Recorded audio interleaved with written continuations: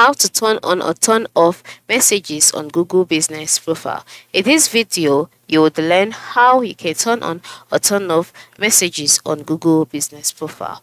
The first step is to log in into your Google Business account, just like I have done here. And then once you're logged in, you're brought to a page where you can see tools such as edit profile, view reviews, messages, add photo, business, performance, advertise, manage tools. By the time you scroll down, you would see your business name, location, as well as the status of your business, if it's visible or not. Now, if you've not verified your accounts, your business would not be visible.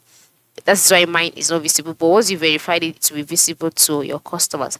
Now, for you to be able to turn on or turn off messages, the next step is to click on the messages tab, which is located next to read reviews. Now, once you click on messages, you'll be taken to messages option. Now, for you to be able to turn on or turn off messages, you have to ensure that you have verified your Google Business account. Currently, my Google Business account is not verified, just like I said earlier.